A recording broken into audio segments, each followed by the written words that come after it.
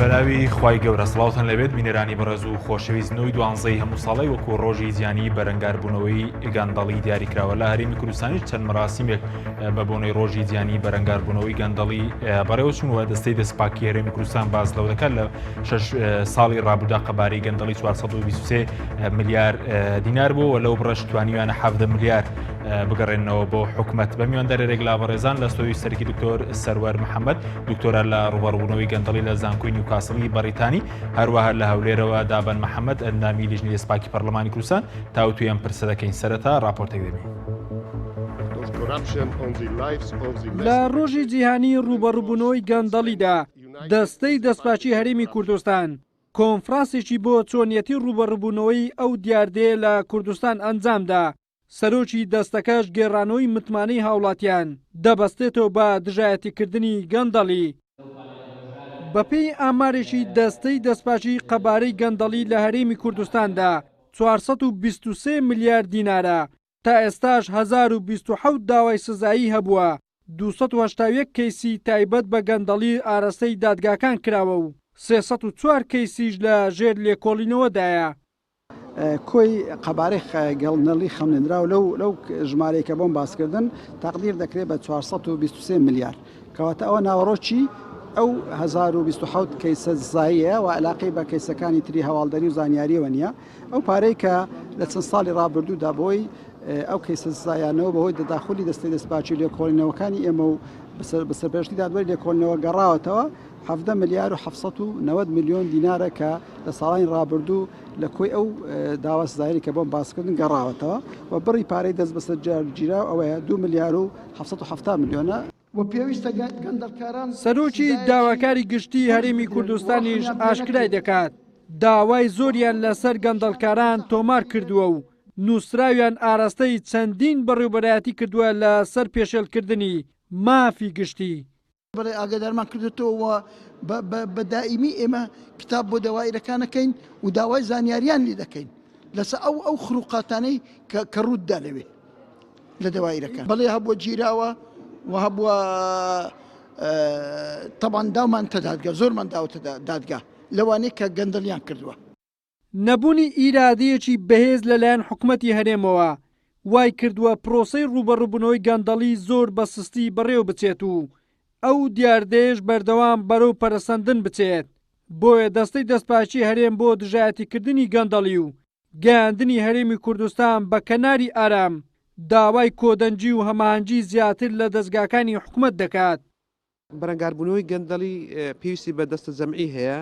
پێویستی بە هەموو لایەنە سیاسەکان هەیە کە باسی ئیرادی سیاسەکەی هەموو لایەنە سیاسەکان ناوی بەربەست بخەنە پێشی و ناژبی بە تەنها ئیشەکە بە حکوومەت دەکرێت نە بە دەستەی دەستپاژێک نە پەرلەمان دەکرێتن بە هەموو دەستگاکان پێکەوە دەستگا چاودێریەکان هەموو پێکەوە و زائیدەن لایەنە سیاسەکان و دەستگاکانی ڕاگەیانیش ببنە پاڵ پشتێک لە بۆ بەرەنگاربوونەوەی گەندەڵی. هەرێمی کوردستان یەکێکە لەو ناوچانەی لە سەر ڕووی زەوی بەهۆی گەندەڵیەوە دەناڵێنن. بەردەوامی ڕێژەی ئەو نەخۆشیە کوشندەیە لە بەرزبوونەوەدایە. حکوومەت و پەرلەمانیش لە ئاز ئەو دیاردەیە دەستەوەستان و تا ئێستا نەیانتوانیوە بەربەز لە بەردەمی دابنێن. ڕەنگە ئەماش بۆ ئەوە بگەڕێتەوە بەشی زۆری ئەو کەسانەی بە گەندەڵیەوە تێوەگڵاون ئەو بەرپرسانن کە خۆیان بە سەرووی یاسا دەزانن. وەلی سەلیم کەناڵی ئاسمانی پێم هەولێر.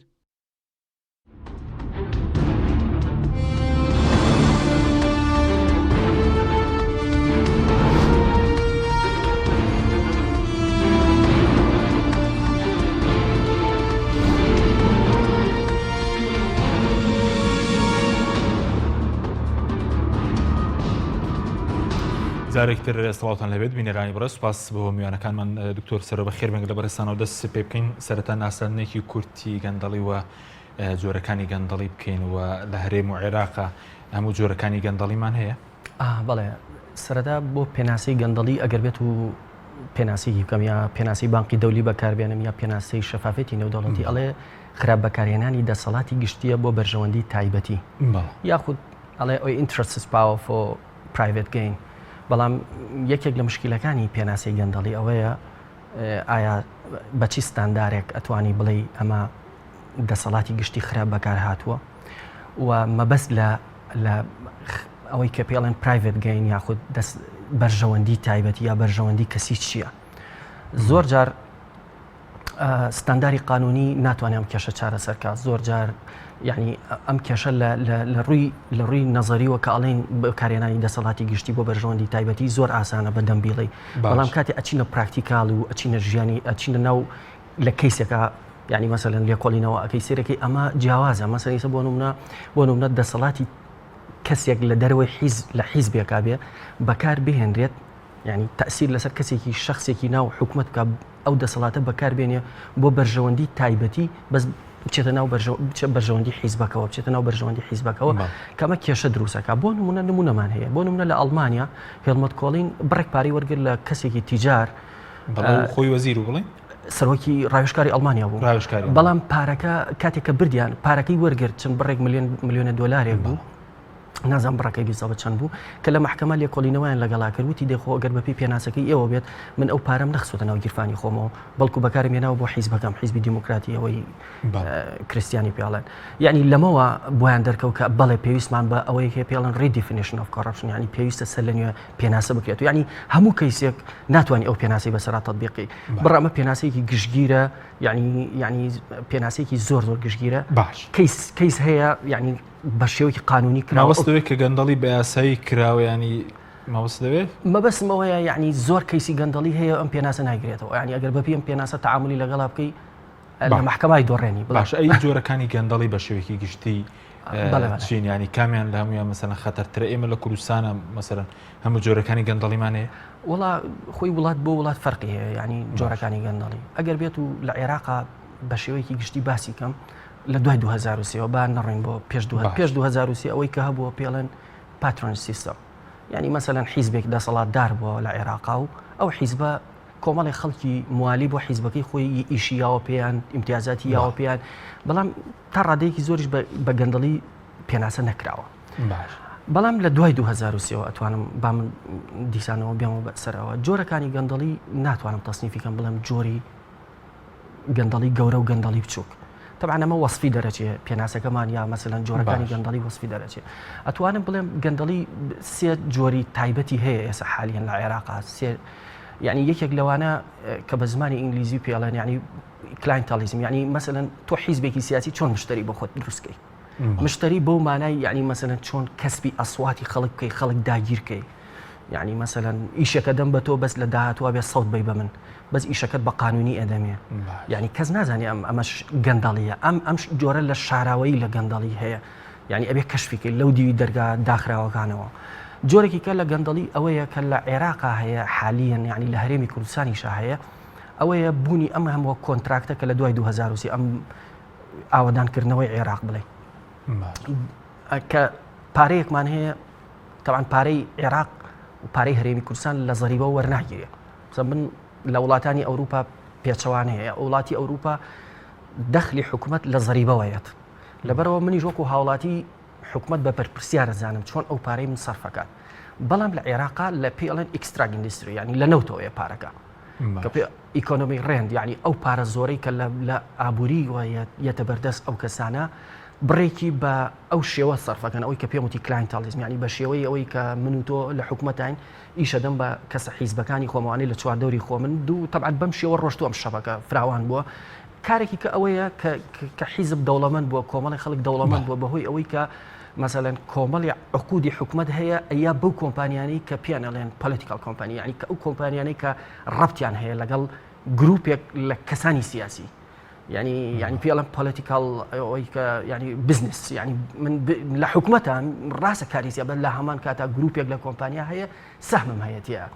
بۆ لەبەرەوەی ئەم پارە لەبەردەست منایە ئەم حکوم، یعنی منیش بەم شێوە دیسانەوە ئیسtismاریتیاکەم یا دیسانەوە پرۆژەیەکەکەم کە کۆمپانیایەک موالی بێ بە خۆم ئەوەکەم. باش بەس ئەو گەندەڵی سیاسی ئەوە دەچێت چوارچەوەی گەندەڵی سیاسیەوە ئەمە ئەتوانی بڵێ هەم سیاسی و هەم ئابووریشە بەڕاستی. جۆرێکی کە لە گەندەڵی کە خەتەرترینیانە ئەوەیە کە یعنی کە پێڵێن corruption protection، یعنی مەسەلەن خۆت ئەزانی کێ گەندەڵە، ئەزانی کە ئەم گەندەڵی منەظەمە بە قانون کراوە، کۆمپانیا یان دە کۆمپانیای بۆ بردنەوەی عقدێ بەستۆ ئەی بە کۆمپانیایەکی ئەی تایبەت بە خۆت، یعنی کۆمەڵێ کار و ئیش و یاوە بە حیزبەکەی خۆت بە کەسانی حیزبەکەی خۆت بەڵام لە ڕێی قانونیوە هین کراوی یعنی وەکو بڵێ تەبریەکراوی ناچیتە بەردەم دادگا ینی قانون ناتوانێتەوە بگرێت ئەمە جۆرێکی کێکە ینی تۆ بە حیزامێک ئاوا بڵی چواردۆر و دراوە دواتە گەڕێم و لای بەڕێزی دکتۆر کاک داوەن جەنابیشت بەخێر بێ ئەگەر سەرەتا لەوە دەست پێ بکەین بە پێی ڕێزبەندی ڕێکخراوی شەفافێتی نێودەوڵەتی عێراق لە ڕێزبەندی دوازەمین وڵاتی گەندەڵی جیهانە ئێمە و کۆرەی میکروسان لەکوێ ئەم ڕێزبەندیدا پێدا لە پێش عێراقەوە یاخۆ لە دوای عێراقەوەی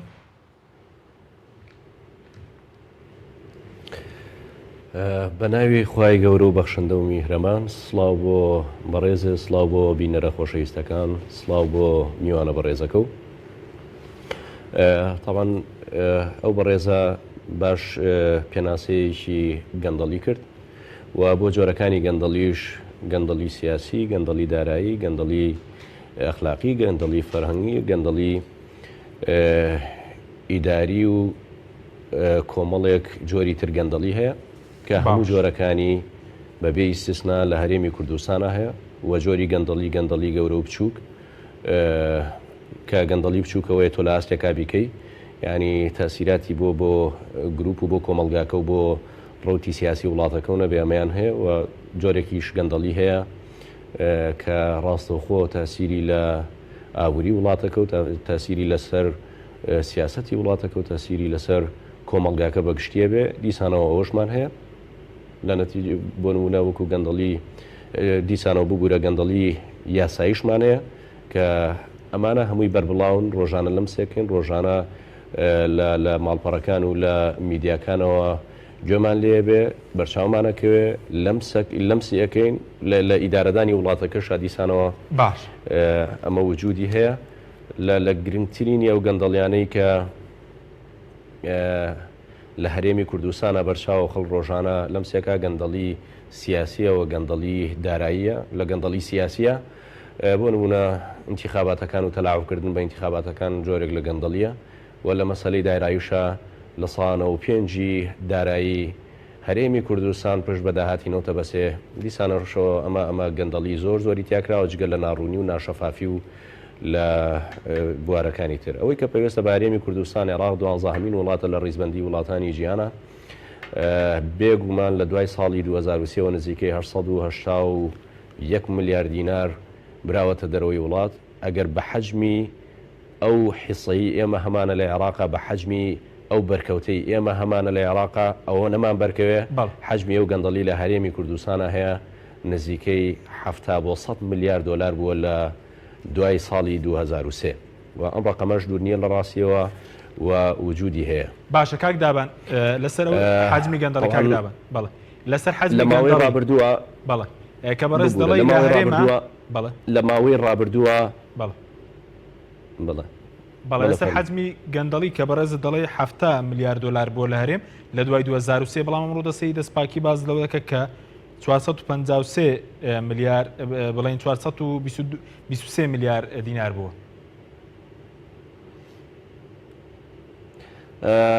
طبعا من اعتبار بۆ قسەکانی دەستەی نەزاهەی کوردستان دانانێمەوە ڕقەمەکانی ئەوان لای ئێمە وەکو پەرلەمان لانی کەم هیچ اعتیبارێکی نییە و هیچ کۆنتاکتێکی لە بینی هینانیە و ئەو دەستەیە خۆی لە ژێر پرسیاری گەورایە خۆی لە ژێر گومانی گەورایە خۆی لە ژێر کۆمەڵێک یعنی هینایە کە ئەبێ لەم دەستەیە بپرسرێتەوە چکە لانی کەم عێراق بەوەی کە گەورەترین یعنی یەکێک لە گەورەترین وڵاتە گەندەڵەکانی دنیا دەستەیەکی نەزاهەیە ئەمڕۆ 226 ئەمر قەبزی دەرکردووە کە لە ناویانە وەزیر هەیە لە ناویانە 15 پەرلەمانتار هەیە لە ناویانە دەیان مدیرعام هەیە لە ناویانە دەیان مستەشار هەیە لە ناویانە دەیان بەرپرسی پلە باڵا بۆ خواری خوارەوە هەیە ڕاستە لە تەنفیزا شتێکی ترە ئایا ئەکرێ ئەگیرێ ناگیرێ بەڵام ئەوەی هەرێمی کوردستان ئەمڕۆ طبعا چووەتە قۆناغێکی ترەوە ئەوەش مەترسیدارە یعنی هەموو کاری دەستەی نەزای هەرێمی کوردستان بریتی بێت لە وەرکشۆپ و بریتی بێت لە بەرچاوڕووکردنەوەی خەڵک لەوەی گەندەڵی چیە و بەوەی کە دەرسی خەڵکو و کۆمەلگاکەدایە کە گەندەڵی چیە لە کاتێکا خەڵک گلەی لە تونگ و تیژی دژ یافرەتانەیە کە کۆڕ و سیمینارەکانیان چووەتە ئوتێلی پێنجەسێرە لە کاتێکا لە ئەرزی واقعا مەسەلەی ژنان پێویستی بە شتێکی ترە لە کاتێکا کۆڕ و سیمینارەکانی دەستەی نەزاهەش ڕۆیشتوەتە ئوتێلەکان و ڕۆیشتوەتە میوانداریەکی VIP و تایبەتەوە بەڵام لە کاتێکا حەجمی گەندەڵی ئەو مەبلەغەیە کە من بۆ باسەکەم ئەگەر بە تەخمینی شوەریگری لە چاوی عێراق ئەم قەبارەیە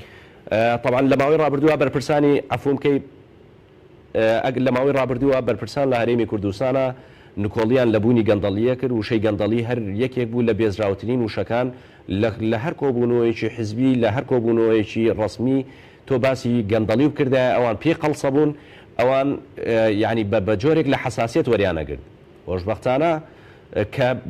دیوێکی خۆشبەختانەیە کە دان بە گەندەڵیانن بەڵام دیوێکی بەدبەختیە بەم حەجمەیە کە ئێستا لە هەرێمی کوردستانەیە لە دوای ساڵی 2009 کە ئۆپۆسیۆن دروست بوو لە دوای ئەوەی کە چەند لایەنێکی سیاسی وەکو جەبهەیە کاریان کرد و بەردەوام پێداگر بوون مکوڕ بوون سوور بوون لەسەرەوەی کە هەرێمی کوردستان گەندەڵی هەیە و لە پەڵەمەشە نەک تەنیا دانان بە گەندەڵیا و چاکردن و چاکسازی و کۆمەڵش ئەمری واقعا کە ئابێت دوور و نزیک بکرێ یعنی ئێستا بۆ خۆتە بینی لە سەرۆیشی حکومەتەوە لە سەرەیەکی هەرێمی کوردستانەوە یعنی باس لە بوونی گەندەڵیەکرێ بەڵام لەگەڵەوەشا تا ئەم ساتی کە ئێمە قساکەین ئالێتەکانی ڕوبەڕووبوونەوەی گەندەڵی دیار نییە یعنی طبعا کۆمەڵێت دەستگا هەیە بە سووەری ئەم ئەرکیان گرتووەتە ئاسۆ وەکو پەرلەمانی کوردستان وەکو داواکاری گشتی وەکو دیوانی چاودێری دارایی وەکو باشە دەستەی نەزاها وەکو کۆمەڵە شوێنی تر کە خۆی ئەم فرە سەرچاوێش بۆ ڕوبەڕووبوونەوەی گەندەڵی دیسانەوە گەندەڵیە لە گەندەڵیە بەڵێ دوایی دێنە سەرەوەی بڵێن دامەزراوەکەم بەس تۆ ئەم قەبارەی گەندەڵێ دوای 2023 وتت 7 ملیار دۆلارە ینی ئەو چۆن دەست کەوتووە لە هەرێما و ڕێژێ ناببوورە من ئەڵێب لە دوای ساڵی 2023 بۆی کە بەرچاوڕوونیەکە بم هیچ ئامارێکی دقیق نییە چکە تۆ نازانی داهاتی نەوتی چەنە نازانی داهاتی ناوخۆ چەنە نازانی چەندێ پارە براوەتە دەرەوە لە پڕ ئەڵێن لە بانکی لوبنانی ئەوەنە ملیار کابرایکی ئێرانی هاتووە لەگەڵ بە ڕێزێکی وەزیرا بردوێتێ دەرەوە لە پڕاڵی ینی ئاوا وردە ئی نەکرێت لە پڕ ژیان و گوزەرانی بەرپرسانی ئەم وڵاتە بینی ژیان و گوزەرانی هەنێ حیزبە بینی کە لە حیزبەکانی ئەوروپاش دەوڵەمەندتر و لۆرتر و ئەوە چرن ژیان و گوزەرانی هەنێ خەڵکی حیزبیە بینی هەنێ خەڵکی سەربازیە بینی هەنێ خەڵکی بزنسمانە بینی کە بۆ دەرەکەوێت کە بڵێ گەندەڵەکە هەیە بەڵام وەکو عەدەد وەکو ڕقەمێکە پێ بڵێ منەڵێم لە دوای ساڵی 2023 881 ملیار دۆلار چوەتە دەرەوەی عێراق بە شێوەی گەندەڵی ئەگەر بە نسبە وەریگرین ئێمە ساحەڤەمان لە عێراقایە بەو لە ساحەڤە وەریگری نسبەکەی ئێمە ئەوە نەدەرەچێ یعنی دڵنیان شەکەم زۆر فەرق ناکە ینی لە ڕقەمە ئەگەر ئێمە تۆزێ لە عێراق کەمتر بین یا تۆزێ زیاتر باش سپاس دەکەم دەگەڕێم وڵات دواتر دکتۆر گەرم وڵای بەڕێز سەبارەت بە قەبارەی گەندەڵی بەڕێز پێشتر دکتۆرایەکەت لەسەر گەندەڵی بۆ لە عێراق پێ دوایە قەبارەی گەندەڵی لە عێراق و لە هەرێم زۆر لەوە زیاترە بۆ نمونەوەی دەستی دەسپاکی هەرێم باز دەکات 453 ملیار مەسەلەن دو هەردوێنێ شەوەندامێکی پەرلەمان میوانی ئێمە بوو کەوتی مانگانە لە داهاتی نەوت نزیکەی 350 ملیار بەس مانگانە نایەتەوە وەزارەتی دارایی وەڵاهی خۆی یەکێک لە مشکلەکانی هەرێمی کوردستان و عێراقیش ئەوەیە وەکو بەڕێزەوتی ینی تەلاعوبە بە ڕقەمەوە ینی ڕقەم و داتا و ئەو شتانە نازای لە کۆریگری ئایا لە دەستەی نەزاها و وەریگری لە ینی بەڕاستی لە عێراقا ئەوەی کە من وەرم گرتە بێت تا 2017 کە مقابلەم کردووە و بە داتا هینم کردووە تقریبا عێراق 850 ملیار دۆلاری بەس لە نەوتەوە دەستکەوتووە تا 2017 لەم 2016 2000 لەو بڕا 450 ملیاری دیار نییە دیار نییە بۆ مانە یعنی من ناڵم هەمووی گەندەڵیە چونکە ئەگەر بێت و بەزمنی دفینیشنە ینی پێناسەکەی گەندەڵی بڵین بەکارێنانی دەسەڵاتی تایبەت ینی ئەمان ئەڵێن زۆرێک لە بۆ نمونە یەکێک لە ئۆفیشاڵەکانی عێراق پێیوتم وتی ئەمە 8000 پرۆژەمان هەیە بەس تابلۆن یعنی لەو دیوی پرۆژەکەەوە هیچ نییە لەو دیوی ساحەکەەوە هیچ نیە مەسەڵەن بنیادنانی مەکتەبێکە بەس مەکتەبەکە عقدەکە فرۆشراوە ئەوەنە دەسی کردووە یعنی بەس مەکتەبەکە دیار نییە بەڵام پارەکە ڕۆشتووە تەمان ئەم پارانیان بەوە خەمڵاندووە یعنی دیراسەیەکی دقیق نییە لە عێراق ئەوەی کە دیراسی دقیق بێت لە 2004 بۆ 2010 یعنی کابرایەکی ئەمریکی هەیە ناوی ستیوارت بۆینە ئەو دیراسی دقیقی کردووە لەسەر ئەوەی کە ینی وەکو بڵێ پشکنەری عامی ئەمریکا بووە کە کابراایەکی بەناوبانگە تقریبا ئەو هینەکانی بڵێم ئەوانەی ئەو مشکلانی کە پۆل بریمەر دروستی کە لە عێراقا بە 7 ملیار دلار خەمڵێنێت یعنی ڕۆژانە عێراق مەسەلەن ئەو تا 2010 باسیەکە کە چەندین ملیۆر دلار ڕۆژانە لە دەسەدا بەهۆی ئەوەی کە پێڵەن دزینی نەوت یعنی لەلایەن کۆمەڵێک گروپەوە ئەو مەسەلانەوە یعنی من وەکو کاردابان وتی یعنی مەسەلەن یەک شت هەیە لە عێراق و لە هەرێمی کوردستانە یعنی ئەگەر تەجروبەی وڵاتەکانی کە ئەوەی کە ئێمە خوێندومانەتەوە کە بەڕاستی کەسێگەی بەناوی مایکل جۆنسن یاخود بڵێم ئەوانەی کە لە ئاسیا و لە وڵاتانی ئاسیا و لە وڵاتانی ئەفریقا دیراسیان کردن گەندەڵی چۆن لە وڵاتێکی گەندەڵەوە گواستیەوە بۆی کە پێڵەن کلین گۆڤەرمنت حکوومەتێکی پاک باش یعنی ئەوان ئەو ڕقەمانە زۆر هین نییە بەلایەنەوە یعنی حجمی گەندەڵی هەرچەندێک بێت پرسیارێکە کرێ لێرە ئەوان پرسیارێکن ئەڵێن باشە ئێمە جەنگ دژی گەندەڵی بکەین یا جەنگ دژی گەندەڵکاران چۆن جیاوازن دوشتی جیاواز یعنی سە بۆ نمونە تۆ ئەمری بالقەبز بۆ 226 نەفەر دەرەکەی وانە مەسەلەن چەندەها خەڵک هەیە هین بۆ لەما خۆ 226 نەفرە لەوە چێ کەسێکی سیاسی بەقوت نەبێت لە پشتیانەوە بۆیە هین بوون یعنی ئەڵێن گەندەڵی بەوە چارەسەر ناکرێتەوە شەڕی دژی گەندەڵی بکەی یاخود شەڕی دژی گەندەڵکاران ئەبێت ئەو کونانە بگری کە گەندەڵی لێەوە هین بووە ینی ئەو بۆ شایانە شەڕەکە نەکرێت چۆن کونانە دەگیرێن بۆ خۆیان ئەوان تەجروبەیان هەیە بەڕاستی ئەوان تەجروبەی هۆنگکۆنگیان هەیە تەجروبەی وڵاتانی ئاسیان هەیە کە تەجروبەیەکی جوانە فلیپین کوێکی ئەمانە بەوە نەکراوە کە مەسەلەن تۆ بڕۆی 50 وەزیر بی بە دادگا و ئەمان ئەمری ئەی بەچی کرا بڵێن ئەوان زیاتر گەندەڵیان کەم کردوتەوە بەوەی لایانی ئیدوکیشن ینی لایانی ئەوەی خەڵک وەشیارکەنەوە دووهەم لایانی ئەوەی کە ئەم کاکە پێیوت مالتیپل بۆدیس یعنی واز لەو شتانە بێنن یعنی واز لەوە بێن پەرلەمان لیژنەیەکی هەبێ و ئەمە دەستای نەزا هەیە و دەستی ئەسڵەن بەعزێشت هەیە هەر زیادەیە من لە عێراقایەکێ لەو برادرانی کە مقابلەم کرد کەسێکی بەقووەت و زیرەک بوو وتی یعنی مەسەلەن وتی پێویستمان بە جەنرال هین نییە ئەوەی ئینسپێکتە یعنی مەسەلەن لە هەموو وەزارەتێکە کەسێک هەیە پێڵەن پشکنەر ئایا سەر بە وەزارەتەکە بێ یا سەر بە دەستەی نەزا هەبێت پشکنەر راپۆرتێکی تایبەتی نهێنی هەیە دەستەی نەزاها راپۆرتێکی تایبەتی نهێنیە پەرلەمان راپۆرتێکی هەیە تەبعاً مالیکی خۆی لەناو ئۆفیسەکەی خۆشە مەکتەبێکی دروست کرد و پێڵەن مەکتەبی شەفافیەت و مساعلە ئەم شتانە ئەویش راپۆرتێکی تایبەتی خۆی یعنی وای لێ هاتبوو کۆمەڵێک تەقاری تەزاروبیان کرد بۆ نمونە ئەو ژوورێکی پیشانم لە پەرلەمانی عێراقوتی لە لیژنەی نەزاوتی ئەمە هەموو فایلی گەندەڵیە لە دەرچی بۆ دەستی نەزاهایی ئەمە هەموو فایلی گەندەڵیە ئەچی بۆ دەست ینی مەسەلەن ئەچی بۆ محکەمەی گەندەڵی ئەو محکەمەی کە بۆ ینی بۆ لە ناوبرنی گەندەڵیدانراوە ئەمە پێمان ئەڵێ ئەم تەجروبانە هەڵەن بەڕاستی ئەگەر بێت و بەراوردیکەن بە کۆمەڵێک کەیس لە وڵاتانێکە کە چۆن گەندەڵی کەم کراوەتەوە ینی گەندەڵی بەوە کەمەکرێتەوە یعنی ترانسپارنسی ئۆمانە بڕێکی بەهۆی ئەوەی کە قانونەکان بگۆڕین قانونەکان ئەو قانونانی کە لە پەرلەمانە بەڵام بەبێ سزا پێ دوایە گەندەڵی کەم دەکرێتەوە ئەخدەی تۆ با پێ وڵم سزای بۆ دانیە یعنی سزای بۆ دانیە بەس پێشەوەی سزادانی پێویستە ئەو کونانە بگری ینی ئەو شوێنان ئەو سەغەراتانە بگری کە خەڵک ئەچێتە ناو گەندەڵیەوە مەسەیسە بۆ نەعاقدێکە تۆ ئەتەوێت مەکتەبێک دروستکەی 50 کۆمپانیا تەقدیمێکە کە بە کەمکردنەوەی نهێنیە یا بە شتێکی وایە ینی نابێ ئەوە کەشف ینی مەسەن ئەگەر کەیسەکەت بۆ دەرکەوت کە ئەمە شتێکە یەکسەر لیژنەیەکی تایبەتی بۆ دروستکە ینی تۆ بڕۆ مراقبەی ئەوە بکە ینی بزانە ئەو عقدە چۆن ئەدرێ بە کۆمپانیای یا مەسەلەن تۆ بۆ نمونە دامەزرانی کەسێکە بە بەڕێوەبەری گشتی لە کاتێکە کۆمەڵی خەڵک سیڤی تەقدیمەکەن تۆ بڕۆ بزانە ئەو کەسە چۆن دامەزراوە یعنی ئەوە نییە هەر ئەوە نەبێ ینی مەسەن من لە دوورە بڵێم وڵا ئەوە ڕقەم و ئەوە ینی مەسەن ئەم ڕقەمانە هەر ئەڕۆنویان ینی من بەبیرم بێ لە 2030 تا ئێستا مە هەر ڕقەمەکان ئەگۆڕێن بەس ئەوەی کە چارەسەر نەکراوە خودی گەندەڵیە ینی مە بەس سپاس دەکەم گەڕێ وڵات کاک دابان سەبارەت بە کابینەی تازە دوای سەرسەدەسەی سپاکیش دەکەین بەڵام سەرۆکی حکوومەت لە وتاری دوایەوەی کە 150 ڕۆژ تێپەڕی وتاری 100 ڕۆژەی 100 ڕۆژ کارکردنی پێشکەشن وتی تا ڕادەی گەندەڵیان سنوردار کردەوە بەڕێز لە لیژنەی سپاکیت هیچت بینیوە بۆ سنووردارکردنی گەندەڵی پێشەوەی بێمە سەر هینەکەی بەڕێزە وەڵامەکەی پەڕێزە ئەمەوە بۆ کاک سەروەر یەک شتین بکەم ینی داهاتی مەرج نییە ئەو گەندەڵی کاکرێت تەنیا لە داهاتی وڵاتەکەی بکرێ ینی تەنیا تۆ داهاتێکی هەبێ پارەیەکی هەبێ تۆ تەنیا دەستبەری بۆم پارەی و لەوەیە گەندەڵی بکرێ بۆ نمونە لە یەک عەقدی مەعاملێکە لە هەرێمی کوردستان عەقدێکی معمەل لە ساڵی 2017 تازە کراوەتەوە زەرری 500 میلیۆن دلار لە داهات و سەروەت و سامانی گشتی دراوە. ئەوە چیە گرێبەستە بۆ نمونە لە بواری وەبەرهێنانە گیان ئەوە چیە و گرێبەستە 500 میلیۆن دلاری زیان لە هەرێم داوە لە چ بوارێکە؟ لە بواری پیشەسازی و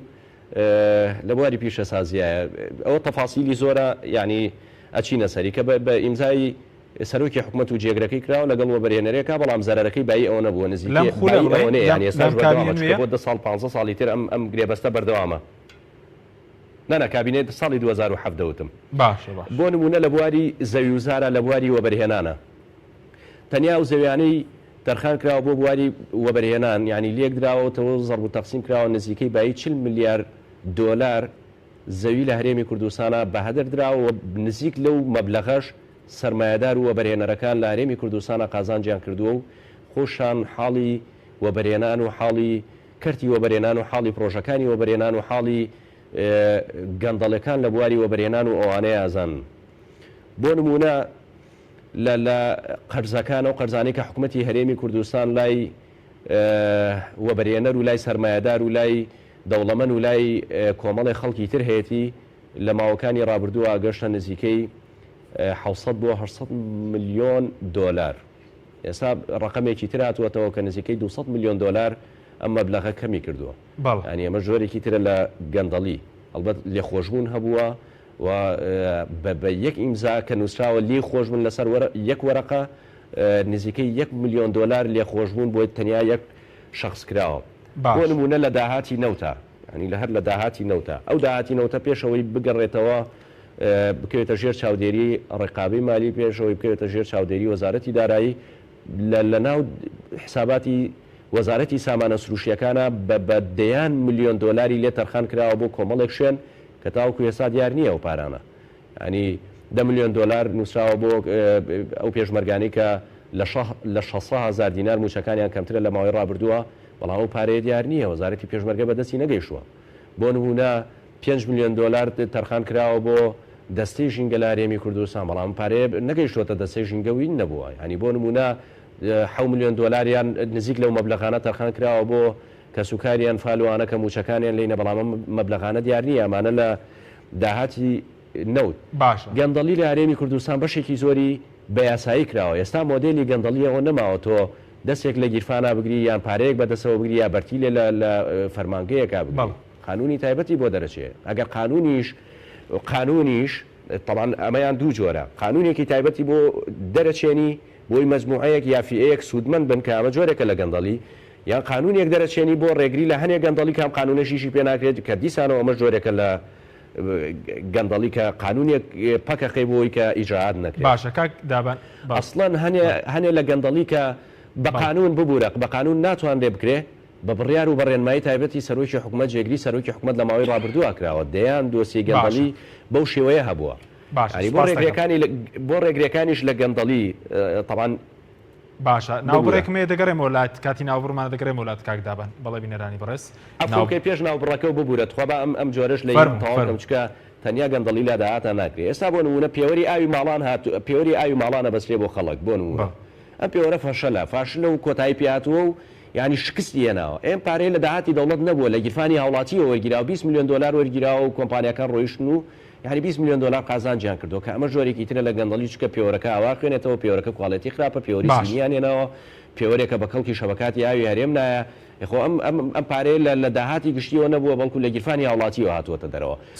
لە مەسایلی زەریبە لە مەسایلی خاڵسنوورەکان ئەم پارانە خەڵک ئەیە ینی ڕۆژانە و گەندەڵی تیاکرێت باشە سپاس دەکەم دەگەرم وڵات دواتر بەڵە بینیرانی بەڕێز ناوبڕێک و دەگەڕین وڵات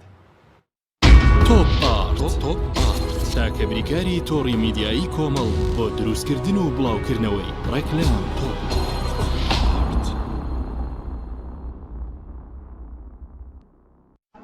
کۆمپانیای سەماوات بۆ حەج و عومرە کۆمپانیەکەمان لە وەرزێکی نوێدا هەڵدەستێت با گەشتی پیرۆزی عومرە بۆ هەردوو شاری مەککەی پیرۆز و مەدینەی درەوشاوە. گەشتی پیرۆزی عومرە ئارامی و ئاسوودەی ڕۆح و دڵ و دەروونە لەگەڵ پیرۆزیەکانی خوای گەورەدا. گەردەتەوێت گەشتێکی مانی و ڕۆحی ئەنجام بدەیت و زۆرتر سوودمەند بیت و زانیاری دەستکەوێت لەسەر شوێن و جێگا پیرۆزەکان، ئەوە بە دڵنیاییەوە لە کۆمپانیای سەماوات بەدەستی دەهێنیت. دیاریەکانی کۆمپانیا 3 جانتای قەبارە جیاواز، ئیحرام بۆ پیاوان، سەرپۆش بۆ دایکان و خوشکان، کتێبی مەککەی پیرۆز، کتێبی گەورەی و پیرۆزی ئاوی زەمزەم، کتێبی گەورەی هەردوو حەرەم، شوێنی نزیک و خواردن و خزمەتگوزاری لە تایبەتمەندیەکانی کۆمپانیای سەماواتە. گەشتەکانی ڕابردوومان سەلمێنەری وتەکانمانە. گەشتەکانی کۆمپانیای سەماوات بە سەرپەرشتی عەبدوڵڵا مەلا سەعیدی سیاگوێزیە. ناونیشانی کۆمپانیای سەماوات سلێمانی دارۆغا، خوار مزگەوتی دارۆغا. ئایا تا ئێستا کێشەی کارەبات هەیە؟ بێزار بوویت لە کێشەی کەمی کارەبا و بڕانی بەردەوامی؟ بە دوای کارەبایەکی بەردەوام و بێکێشە و تێچووی کەمدا دەگەڕێیت؟ ئەوە فانسی پاوەر سەرجەم و کێشانەی بۆ چارەسەر کردویت بە دانانی سیستەمی سۆلار و وەرگرتنی وزە لە خۆرەوە بە بەکارهێنانی باشترین مەوادی ستانداردی جیهانی کە سەرجەمیان گرنگی چەندین ساڵیان لەگەڵدایە. بە سەرپەرشتی ئەندازیار و ستافی شارەزا و بازمون کارەکان جێبەجێ دەکرێن. ئەم سیستەمە دوورە لە تێکچوون و هیچ تێچوویەکی ڕۆژانەی نییە. هەروەها بە دۆستی ژینگە ناسراوە و ژینگە لە پیسبوون دەپارێزێت. فانسی پاوەر بۆ داهاتوویەکی ڕووناکتر. ناونیشان سلێمانی، شەقامی مامۆستایان، نزیک شەقامی قەنات، تەلاری جاسەنە. 0 153 85 85.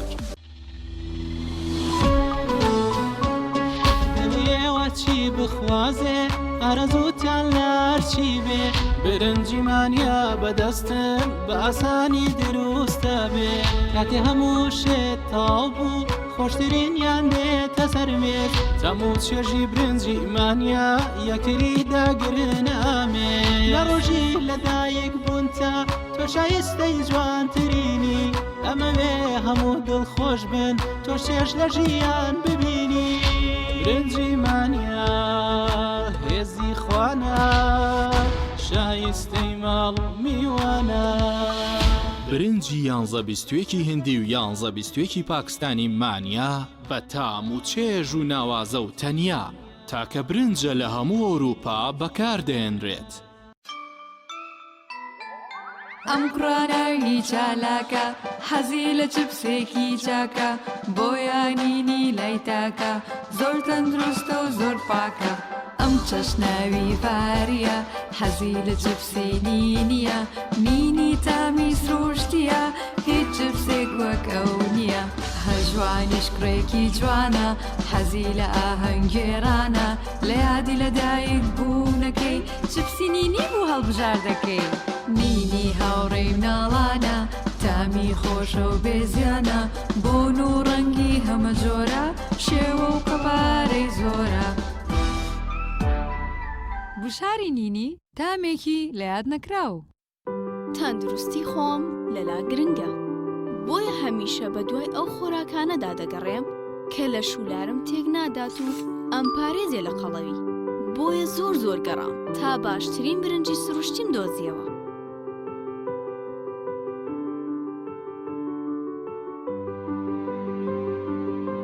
برنجی هاومەلی پریمۆم بۆنداری تایلەندی. ئەم برنجە لە سەدا 92 بۆندار و بەتامە لە کاتی لێناندا کەم زیاد دەکات. ئەزانی بۆ چونکە لە سەدا 100 سروشتیە و دوورە لە نیشاستە و چارەسەرە بۆ قەڵەوی. برنجی هاومەلی پریمۆ بۆ 48 وڵاتی جیهان هەناردە دەکرێت. پێویستمان بە بریکارە لە سەرجەم شارەکانی کوردستان و عێراق.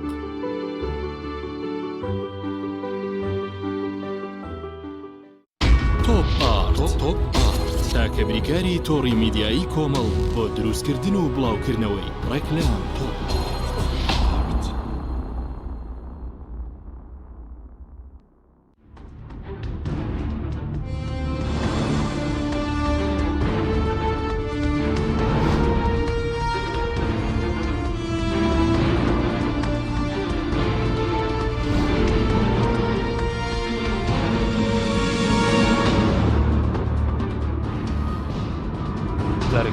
سڵاوتان لەبێت بینەرانی بەڕێز دکتۆر گەرەم و لای بەڕێز سپارەت بە چارەسەریانی بۆ ڕوبەڕووبوونەوەی گەندەڵی ئەلێتی ڕوبەڕوونەوەی گەندەڵی ئێستا لە کوردستانە دەبێت لە کوێ ڕوبەڕووی گەندەڵی ببینێ؟ بەڵێ جارێ پێشکی هەر بەکو مختصری ئەمە کۆمنتێ لەسەر قسەکانی کاکدابان بم ئەگەر بێت و ئەم ڕقەمانی کە ئەم ئەیڵێ طبعاً ڕقم زۆرە بۆم دەرەکەوێت کە عێراق بەڵێ کوردستان یاخود عێراق یا هەر شوێنێکی ئەمەی خۆمان با بڵین کوردستان ینی گەندەڵی ئەوەی ئەم وێنەیەکەین بە خەڵک کە گەندەڵی بەڵێ سەر تاپای سێکتەرەکانی گرتوێتەوە تەنانەتەوە سێکتەری ئاویشی گرتوێتەوە ئیسیسماری گرتوێتەوە ئاوی گرتوێتەوە نەوتی گرتوێتەوە کارەبای گرتوێتەوە نازام کوێ طبعاً ئەمە لە زۆرێک لە وڵاتانەوەیە لە زۆرێک لە وڵاتانی کاوا بووە بەس چارەسەر کراوە لە زۆرێک لە وڵاتانی ئەفریقا وایە بەس هەندێکیان چارەسەر کراوە هەندێک لە محاولان چارەسەری بکرێت یعنی من ئەوەی کە کاکدابان باسی کرد یعنی قسەیەکی گانە مێرداڵم بیرەکەوێتەوە کە نۆبل پرایس ئەوەی کە نۆبل پرایسی وەرگرتووە لە ساڵی هەفتاکانە ئەڵێ if everybody is corrupt why shouldn't be corrupt ئەگەر هەموو کەسێک گەندەڵ بێ بۆچی من گەندەڵ نەبم یعنی ئەگەر وابێ ئەمە خەڵک فێر یعنی ئەگەر هەموو سێکتەرەکانی گرتوێتەوە کابرایەکیش لەوە چێ سعاتی ئاوەکەی لابا بیگۆڕێت سعاتی کارەباکەی لابات بیگۆڕێت یعنی هەموو سێکتەرەکانی گرتوێتەوە بەڕێز وەڵا بڵێ یعنی پێم وایە یعنی ئەمە نەک هەر کاکدابان پێم بڵێ پێش ئەوە من ئەمزانی کە ئەم یعنی لە 2015 و 16 و 17 و یعنی لە 2023 تا ئێستا زۆربەی سێکتەرەکان یعنی هەبووە لە وەزارەتی تربیە لە وەزارەتی ڕۆشنبیری کە ڕۆشنبیریە ئایلەیەکی خۆی تەعین کردووە لە عێراق یعنی هەیە لە کوردستانە هەیە زیاتر لەوەش هەیە یعنی من نامەیە چارەسەر ئەوەی کە دیراسە کراوە بەپێی تەجروبەی وڵاتان ئەبێت ئەو وڵاتانی کە پێیان پۆست کۆنفلێکت سۆسایەتی یعنی ئەوانەی کە ما بعد کۆنفلێکت یعنی کۆنفلێکت و مشکلە ڕوویاوە و کێشەیەکی گەورەی سیاسی هەبووە لە وڵاتە سیستەمی سیاسی گۆڕاوە بە یەک پارچەی پارەیەکی زۆر هەیە ئەوەی کە ئەڵێت بەپی تەجروبەکان ئەڵێ بێت لە سێکتەرێکی بچووکۆ دەست پێ بکەیت تازە ئەو ڕقەمانە واز لێ بێنە ئەو شتانەی کە کراوە بڕۆ تحقیقی تیا بکە بزانێ مشکلەکە چییە چەندێ پارە بەفیر تەواو ئەمە کێشەیەکە بیخەرە دادگاوە یاخود لای خۆت بێ بە دیکۆمنت بەڵام ئەڵێ زۆربەی زانکان پێیان وایە ئەبێت لە سێکتەرێکی بچووکۆ دەست پێ بکەیت یعنی ڕیفۆرم ئەبێت لە سێکتەرێک بچووکۆ دەست پێ بکە بە هەنگاوێکی بچووک دەست پێ بکە بەڵام هەنگاوەکە باش بکەیت یعنی ئەم سێکتەرە و ڕیفۆرم کرد بۆنمە سێکتەری کارەبا یا سێکتەری ئیسیسمارە یاخود ئاوە یاخود هەر سێکتەرێکی کە نەوتە کوێ یعنی وای لێ بکە ڕیفۆرمی کە بتوانین بەراوردی کەن بە سێکتەرە ئەم سێکتەرە ئەگەر فەشەلمان هێنا بەهر لەوێ بینی مەبەست لە ناو سێکتەرەکانە بەش دەستبێنە و بۆ نمونە ئێستا ئەگەر گەندەڵی لە گەندەڵی نەوت دەستکارینەکەی بچین لە گەندەڵی فەرمانبەرێکەوە دەست پێ بکە ڕوبەڕوونەوە ناکرێ ینی ئەزانی چی مەبەستمەوەی مەسەلەی بۆ نمونە سێکتەر دەستی ئەبێ لە سێکتەر چۆن سێکتەری هەڵەبژێری ئەمەش دیراسەیە بۆچی ئەو سێکتەرە بۆچی ئەم سێکتەرە باش ینی ئەبێ سێکتەرێکی بچووک دەست پێ بکەی ئەمە تەجروبەی خۆم نییە تەجروبەی ئەو کەسانەیە کە ئیکسپێرتن لە مەجاالە ینی ئەوە خەبیرن یعنی ئەبێ سێکتەرێکی بچووک هەڵبژێریت کە ئەم سێکتەرە دوایی سێکتەرەکانی کە بڕۆی بۆ سێکتەرێکی کە چاو لەم سێکتەرە بکەن وردە ینی هەنگاو بە هەنگاو ئەم کێشە چارەسەرەوێت یعنی تر ئایا ئەو سێکتەرە لە مەسەلەن بۆ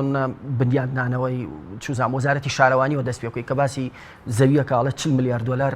بەفی ڕۆچووە لە سێکتەری شارەوانیەوە دەست پێکەی لە سێکتەری ئیسیسمارەوە دەست پێکەی لە سێکتەری نەوتەوە دەست پێکەی بەڵام ئەبێ هەنگاوی بچوک بچیکی بۆ بنیت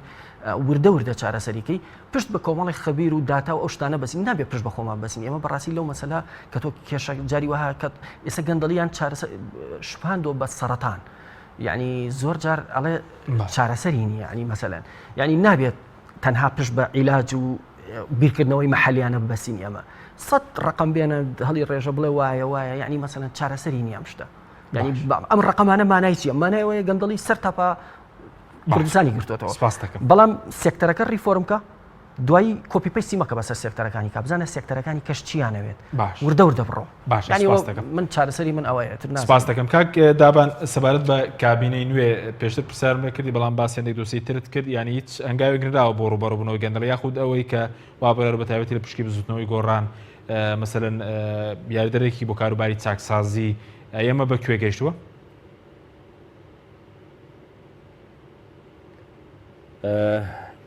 بەڵێ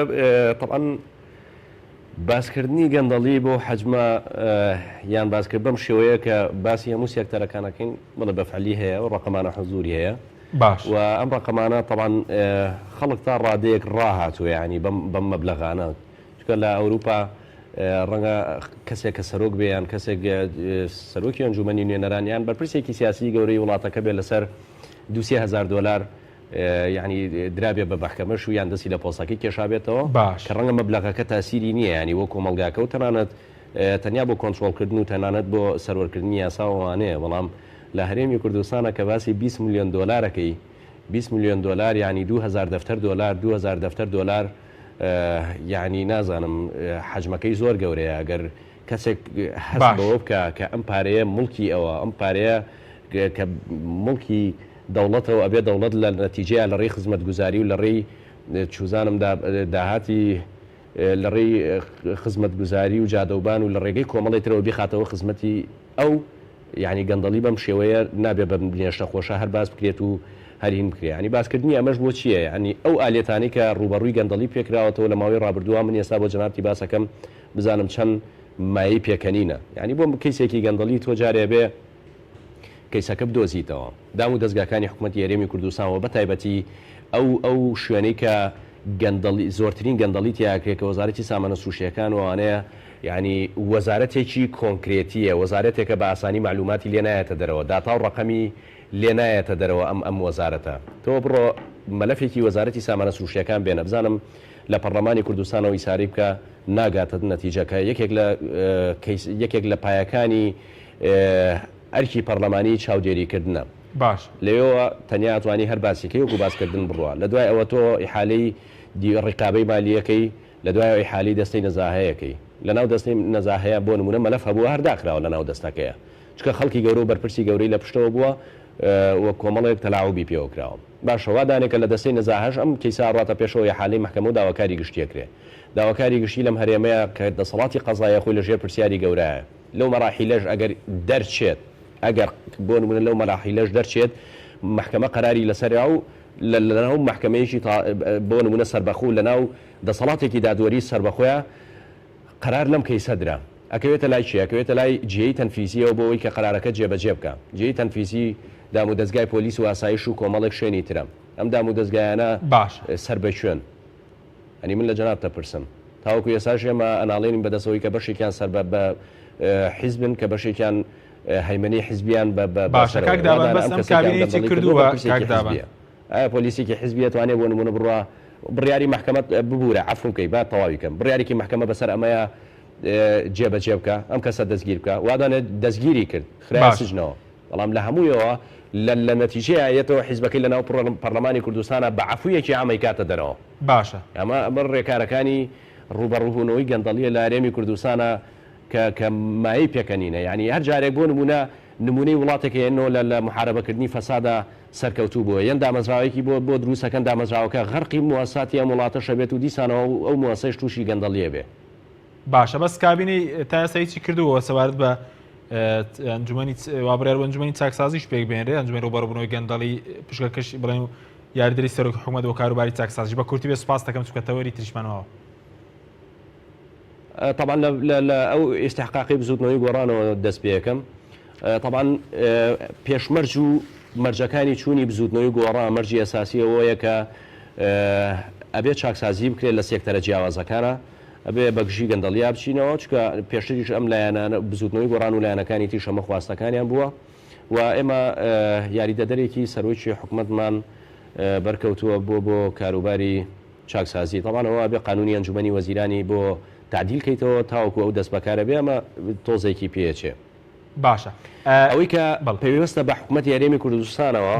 کە ئایا هیچ هەنگاوێکی ناوە بۆ ڕوبەڕووبوونەوەی گەندەڵی طبعاً هەنگاونان جیاوازە تۆ لەوەی هیچ نەکەی بۆی تووشی گەندەڵی نەبی ئەوەی کە تاوەکو ئێستا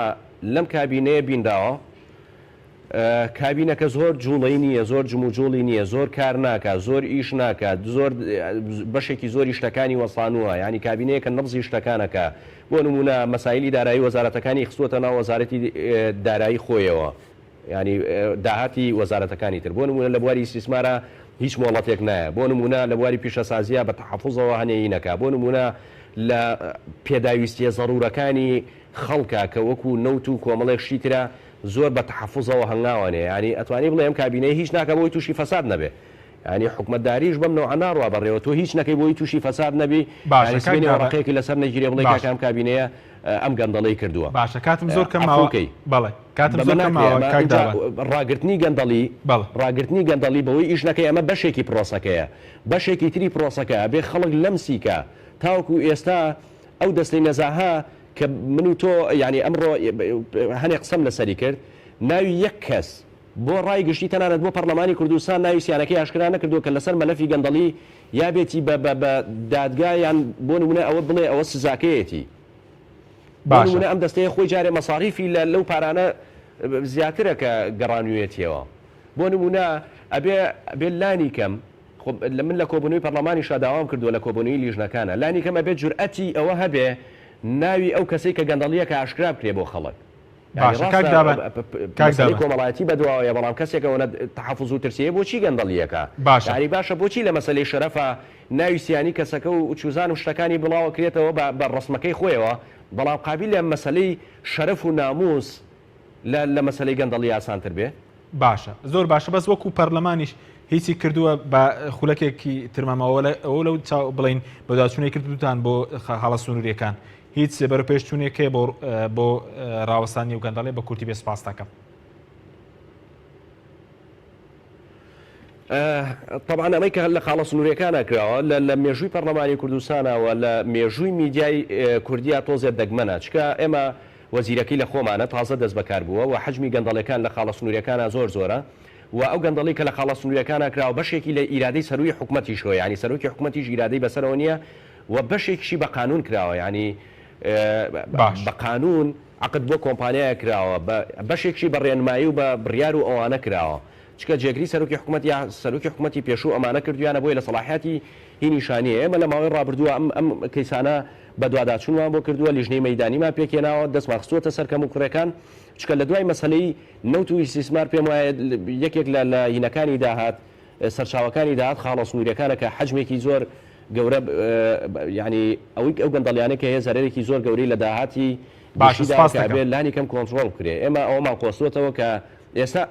عفونکەی بام جملەیەوە بە کۆنتاکت و هەماهەنگی کۆمەڵی ڕێکاری پێویست بگیرێتە بەر بۆ ئەوەی کە کۆنتترۆلی گەندەڵی لە خاڵە سنووریەکانە بکرێت. بەڵێ سپاس دەکەم دکتۆر کاتمە زۆر کەماوە بەس سەبارەت بە دادگانی پێویستمان لە هەریم پێویستمان بە دادگایکی تایبەت هەیە بۆ ڕوبەڕووبوونەوەی گەندەڵی یاخود ڕێخستنەوەی کاراکردنەوەی ئەو دام دەستگایانەی کرد لە هەرێمە وەڵی یەکشت هەیە بۆ کاکدابان و بۆ ئەوەی کاڵی وەزیری داراییمان وەرگرتووە ئەگەر وەزیری دارایی ئیش لەسەر دووشت بکە زۆر مهمە حالیان داهات ئەگەرتانەوێت شەفافیت دروست بێ و ینی بڕێک لە گەندەڵی ژەر هەبێ بە ینی لەوەی کە بە تەواتی کۆنتترۆل ناکرێت داهاتی کوردستان چییە نەوتە زەریبەیە قەنەواتی حدوودە ینی چۆن بتوانانی چاودێری ئەمانە بکەیت دانی سێ خاڵەوە هەیە سێ کۆمیتی ئەتوانێت بە ئاسانی چاودێری بکات خەرجی چەنە چۆن سەرفە بێت ینی بەچی سەرفە بێت لەمەشا ئەتوانی بە دوو کۆمیتی کۆنتترۆل بکرێت ئەگەر خۆتان بتانەوێت ئەوەی کە جەناب و باسیەکەی یعنی ئەبێ بە دوو ئاراستەش ئیش بکرێ بەڵێ ینی مەسەلەن دادگای تایبەت بە ڕوبەڕوونەوەی گەندەڵی بەڵام ئەوە تا کاکدابان ئەڵێ مەسەلەن تەنانەت ناوی کەسەکەش ناهێنرێت ینی تۆ چی بکەیت لە وڵاتێک کە گەندەڵی گەشتێتە شوێنێک کە خۆی ئیشی دژە گەندەڵی بێت یعنی ئەو دادگا کێ دروستی کە ینی سەر دژە دەستگای نەزاهە دروست بووە کە ئەم گومانێ لە ئیشەکانی هەیە ئەی دادگاکە تا چەند یانسەوە باسی دادگای کرد کە مەسەلەن خوار ئەوش باسی نەکە ئەمە هەمومان نەزانی کە وەزعی دادگاکان چۆنە وەزعی حاکمەکان چۆنەوە ئەوانە بەڵام ینی مەبەستم ئەوەیە ئەچمۆ سەر خاڵەکەی خۆم ینی ئەوەی کە کاکدابان باسیەکە بەڵێ بیزەبت دەستگا و مؤسساتی ئەم وڵاتە ینی مؤسساتی نییە قانون ئیژناکە ئەوانەیە بەس ئەوەی کە پێم وتی با بگەڕێمەوە سەر خاڵەکەی خۆم کورتی بێ سپاس دەکەم لە سێکتەرێکی بچووکۆ دەست پێ بکە بڕۆ بە سێکتەرەکانی ئێستا لە کوردستانە سێکتەرینەوە تۆ دەست پێ بکەین لە بەرەوەی سەرچاوی داهاتەوە لەوێ وەڵاهی لە سێکتەرینەوە تۆ دەست پێ بکە لە هەر سێکتەرێک بەس بۆچی ئەو سێکتەرە ینی مەسەی سە بۆن مەتۆڵی سێکتەرینەوە ئاوایە ئێستا دەرگاکانی قفڵ کردووە ینی معلومات نایە بەکەس چۆ بۆ سێکتەرێکی باش ینی مەسەلەن ئیساڵە بۆ نمونە یەکێک لە مشکلەکانی سێکتەر ئەڵێ دەستگای ئەوەی کە پێی ئەڵێن ئۆدیتین ینی مەسەن دەستگای ڕقابەش ناتوانێت بچێتە ناویان سپاس بۆ دکتۆر سەربەر محەممەد دکتۆرا لە ڕوبەڕوونەوەی گەندەڵی لەستۆی سەرکی هەروەها لە هەولێرەوە دابان محەممەد ئەندامی لیژنەی دەستپاکی لە پەرلەمانی کوردستان سپاس بۆ بینێرای ئەمڕۆ سپاس بۆ هاوکاران خواتان لەگەڵ